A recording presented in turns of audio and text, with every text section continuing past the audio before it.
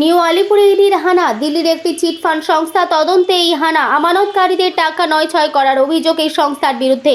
New আলিপুরে অভিজাত ফ্ল্যাটে ইডির আধিকারিকেরাই কোম্পানির অন্যতম ডিরেক্টর অভিক বাগচির বাবা বাসুদেব বাগচিকে এর আগেও একবার সিবিআই গ্রেপ্তার করেছিল। অভিকের বাবা বাসুদেব বাগচি এই কোম্পানির সিএমডি। প্রয়াগ নামক এই সংস্থার রেজিস্টার হয়েছিল 1997 সালে। এরপর এটি অর্থলগ্নি সংস্থা হয়ে ওঠে 2002 সালে। এর আগে এই ঘটনা তদন্ত করে সিবিআই। 2017 সালে সংস্থার কর্ণধার বাসুদেব বাগচি এবং তার পুত্র অভিক বাগচিকে গ্রেপ্তার করে। সিবিআই তদন্তে জানতে পারে এই সংস্থার সবথেকে বেশি বারবারন্ত হয়েছিল রাজ্য সরকার পালা বদলের পর।